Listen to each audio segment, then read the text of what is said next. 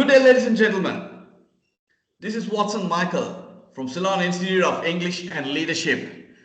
And once again, we are honored to have Mr. Mark Greene back with us. He's a best-selling author of the book Unsealed, retired Navy SEAL, and a proud father of 4 kids. Right, so I saw some nice photos, Mark. You had put on LinkedIn. You had a great vacation. So Yeah. how are you after the vacation? I'm a little tired, but it's refreshed also. It was a great vacation, and I got to spend a week with my kids on a Disney cruise, so it doesn't get much better than that. Wow, all right, okay. So, Mark, next time come for a vacation. If you're going overseas, please come to Sri Lanka. You'll have a lot of fun, okay? Bring the kids and come.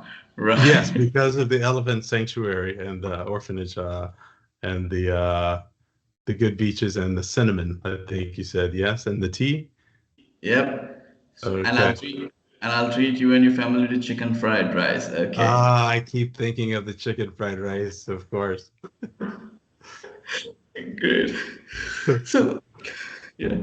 So, can you tell us a story of the most challenging thing that you had during your transition period? Okay, so it's about 4 years, if I'm not mistaken. Yes.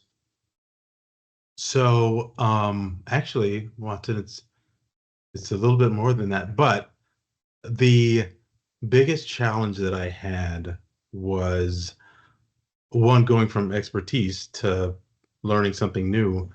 But with the injuries that I sustained to my cognition, to my brain injury, I had an incredibly difficult time learning new things. Yeah, when I was in the Navy, I was doing the same thing, marginally different for 20 years, so it was easy. But when I transitioned and started a new job in a new city, and just learning a new skill, it was incredibly difficult. So I went from an expert to really wondering why often that I couldn't learn something new and basic.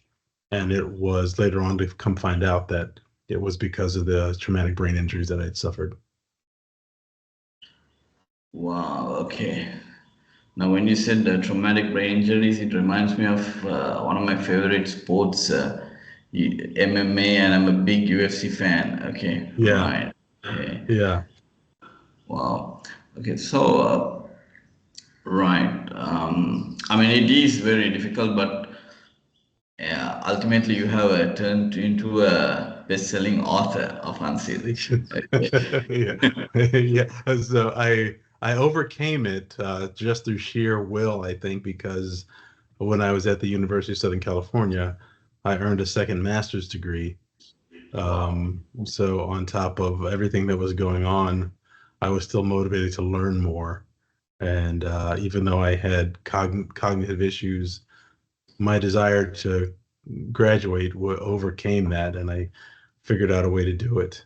But it was definitely much more challenging than the first time I went to university. Right. Wow. Okay. So I got to thank Agent Worms, right? Richard. Richard Worms. All right. So I got to thank him for hooking us up. Right. Great. Yeah, So Rich is a dear, dear friend of mine. He and yeah, he I, told me. He told me, yeah, right? such a So great guy.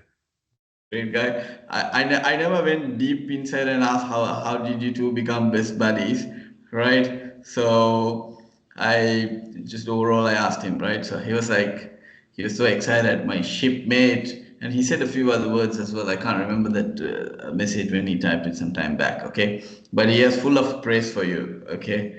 Right. Yeah, Okay. so he and I met when I was brand new to the Navy, and he was in Texas, um, going to Bud soon.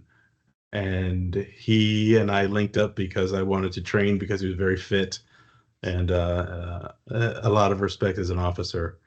And he and I just were really great friends from the very beginning. And he taught me so much about leadership and what was to come next in Buds, and he was just Wow. a good man. You know him. He's just a really exceptional man, and unfortunately, he didn't become a SEAL, but the friendship has lasted all these years, and I think he's an even better guy now with experience and wisdom than he was when I met him in 1996. Okay. Wow. Right. Right. That's nice. Okay. Right. So, Mark, what was the most surprising or shocking thing you learned from your book, Unsealed?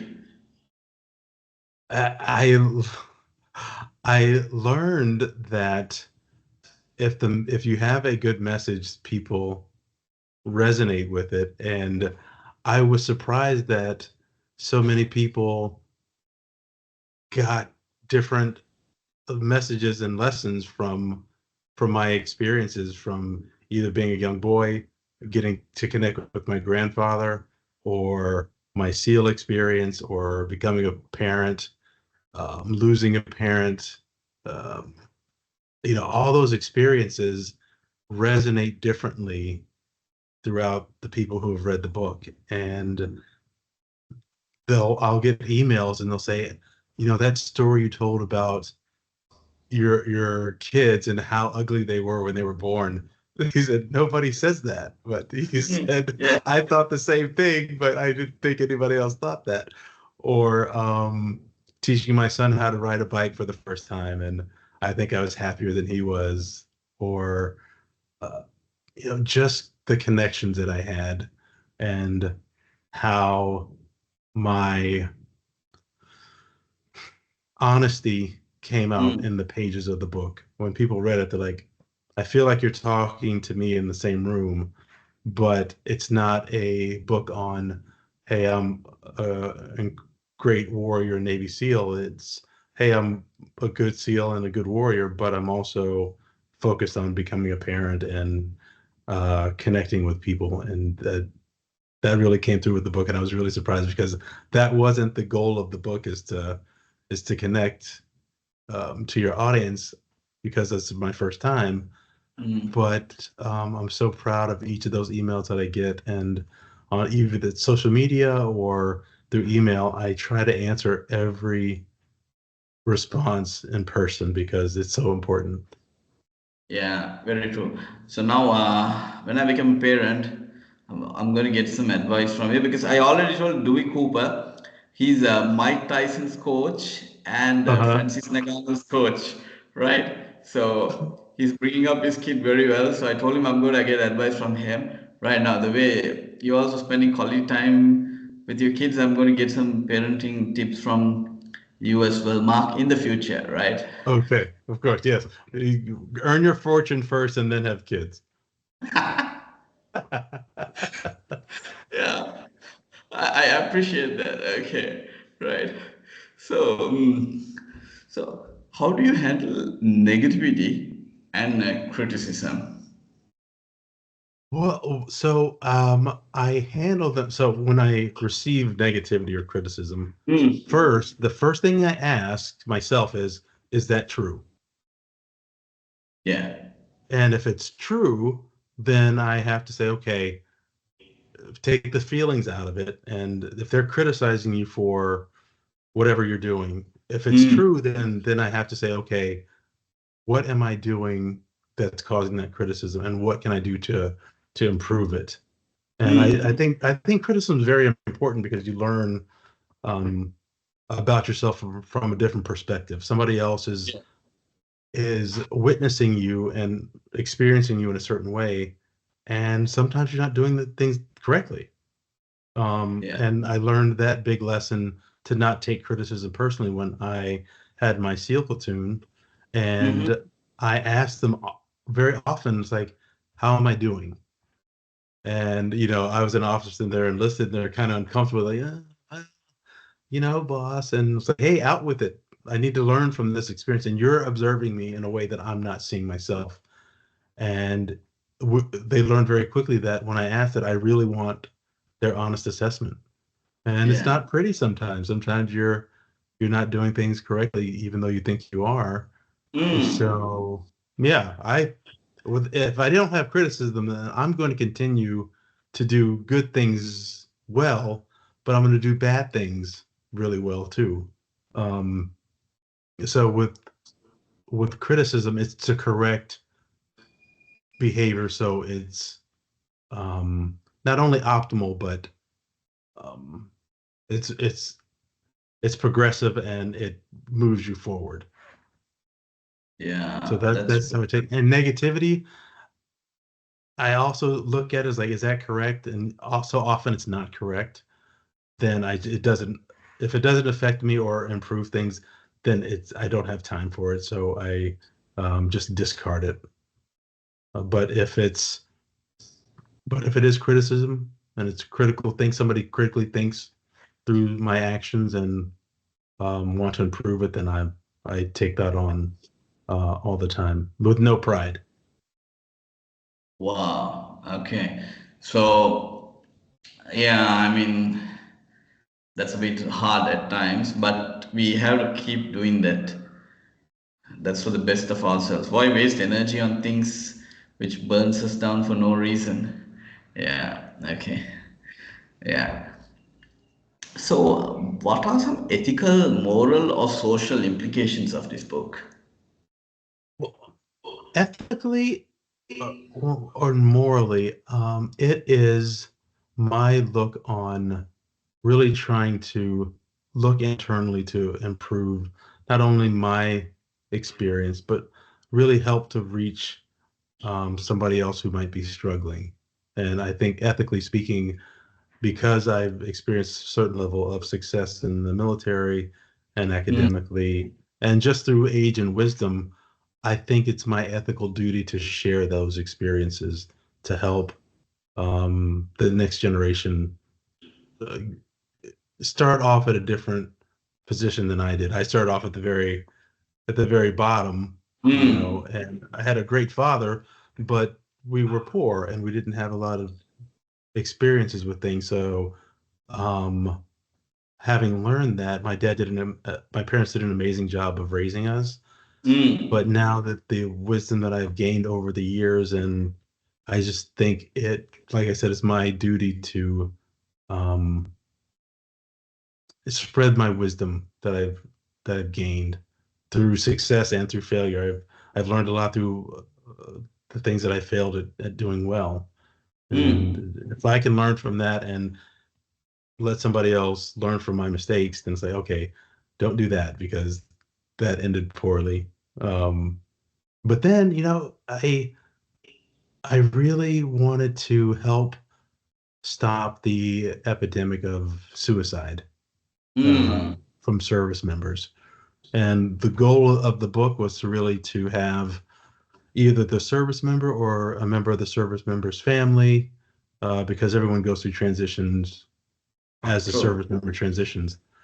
And for like we were going back to the criticism thing, sometimes we can't see it. And if our spouse or our significant other who really cares about us says, "Hey, mom or dad, this is what I see, and if you read this book and this one story on page 137 is exactly what you're going through, please take a look at it, and hopefully it'll start the conversation or the reflection that, hey, I'm suffering or I'm struggling and I'm causing my family to struggle and suffer as well."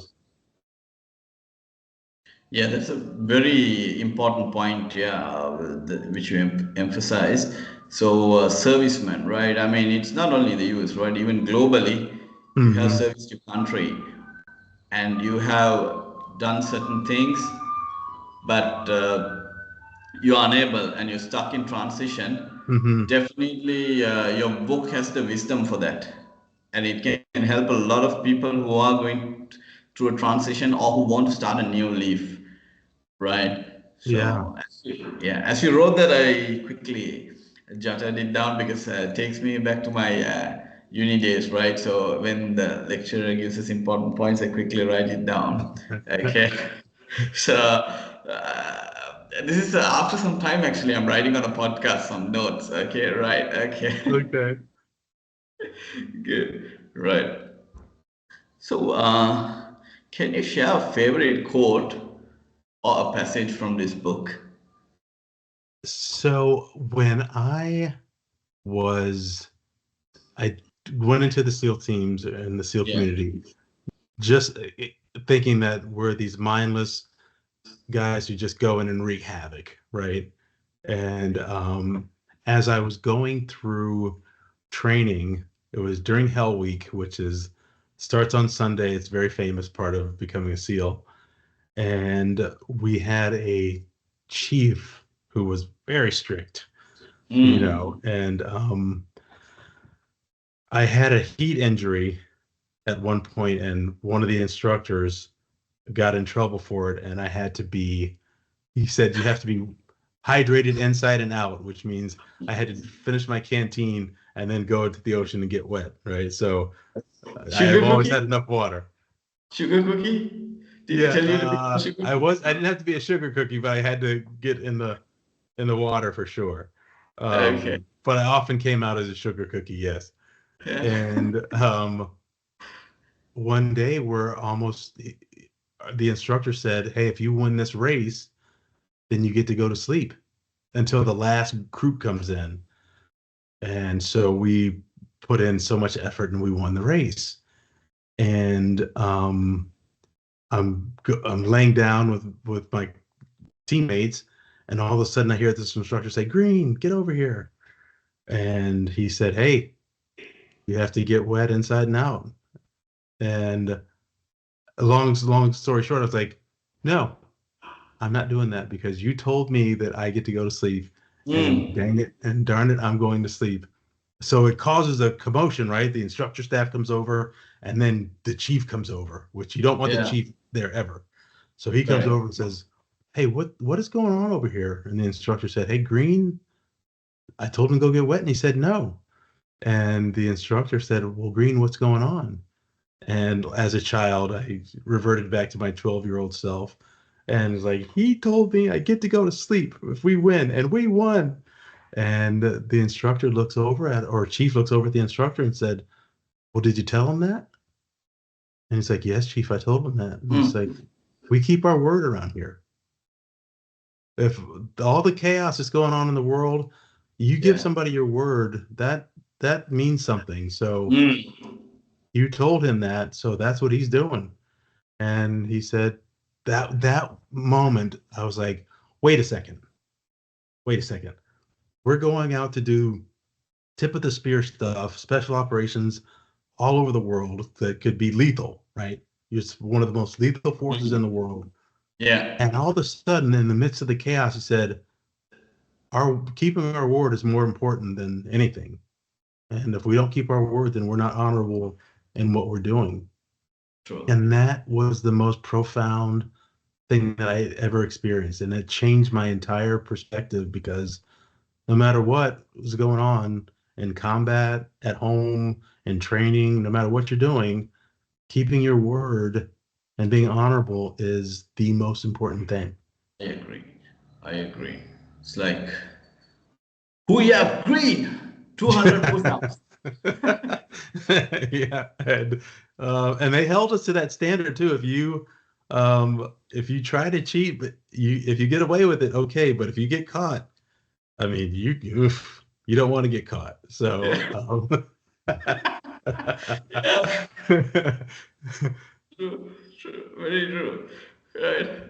So, what was the most memorable or, in fact, impactful story in the book?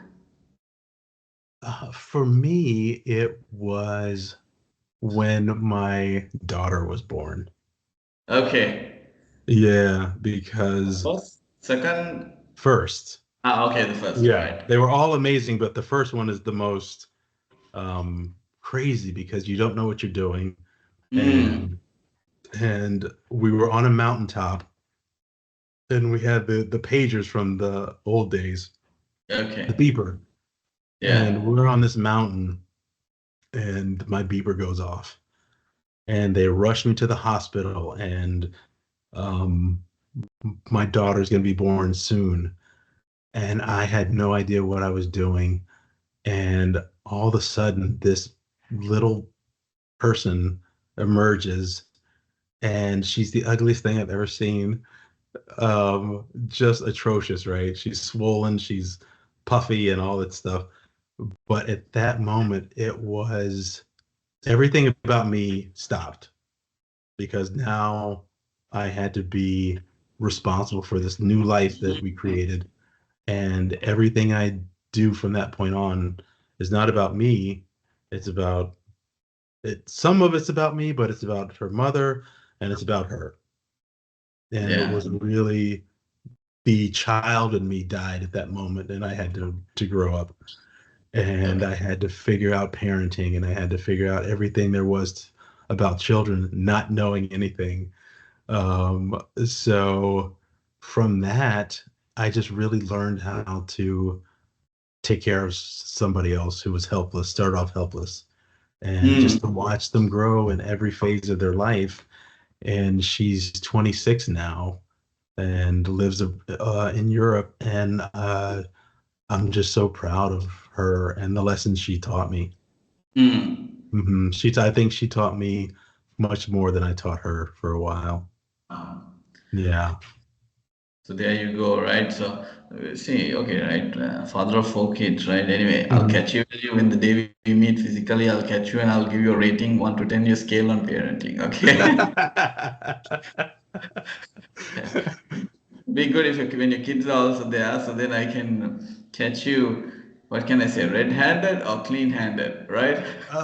Yeah, if I do something bad, it's red-handed, but if I do something good, it's clean. Okay, okay. Good one, good one. So, Mark, for everyone listening to the audio version, who'll be watching the video version, and all those interested as well who'll be watching, what is your message to them? Your personalized message from Mark Greene. it, as you're going through life and Mm. experiencing new things, I had to give myself permission to fail. Or- Mm. because as you're in the growth process, you're going to fail at something, right? And I had a football coach at university, and I was just really struggling with learning something new. Mm. And he said, "Mark, sit down." And he said, "You're approaching this the wrong way. You're Mm. making it so that you can't make mistakes.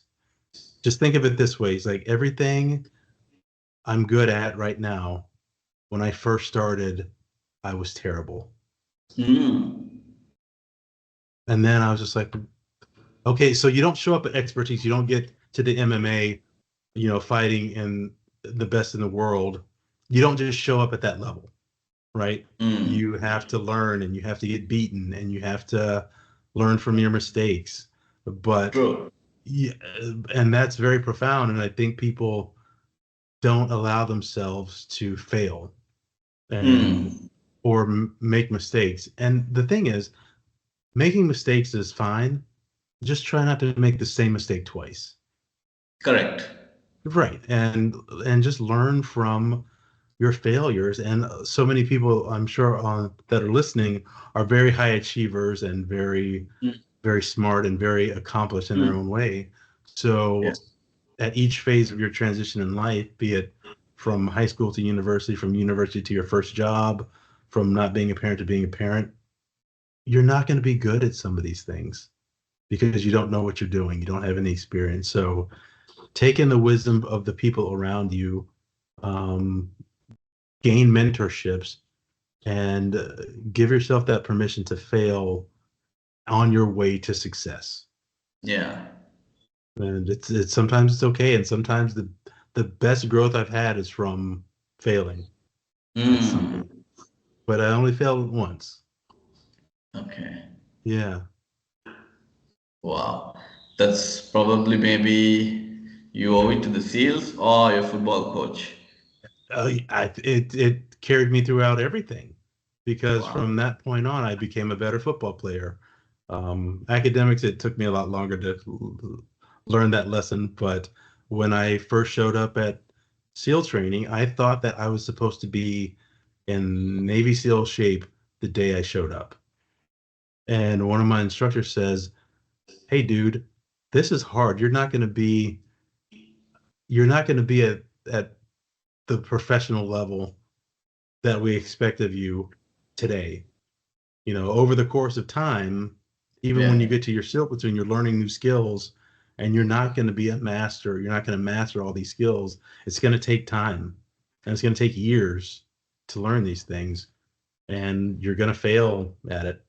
But um, fail in positions when you're allowed to fail, like during training. You're allowed to make mistakes in training, but when you're really on target, the time to fail is past. You know, you're a professional at that point, so you're the expectations are different, and the way you see the world is different, and the way you see problems and solutions are different. Like the first time, you know, Muhammad Ali started boxing, Mm. he wasn't Muhammad Ali. He became Muhammad Ali, and in Yeah. his Cassius Clay. yeah, and in his mastery of boxing, you know, he could anticipate what his opponent was going to do, and he could Mm. counter. He could think 10 steps ahead of where he was in the moment because he had that experience and he'd gained that knowledge, and he'd taken Mm. a lot of punches to the face and stuff to learn those lessons. But you know, Yeah. he went from Cassius Clay to Muhammad Ali to iconic. Mm. Um, Yeah. but it was a struggle to get there, Yeah. and It you was. don't stay at that level very long. You know, Mm. professional anything, you're not there for very long. True. It happens most to the athletes, right? So one of my favorite athletes, Tony Ferguson, right? He was on a 12 fight winning streak. Now he was on I think he was on an 8 fight losing streak. Okay, Mm, but still the fans love him, love yeah, watching him, right? So it's just that we don't always stay at the top. There is a time we yeah, come down. So it's always important to be humble. yeah.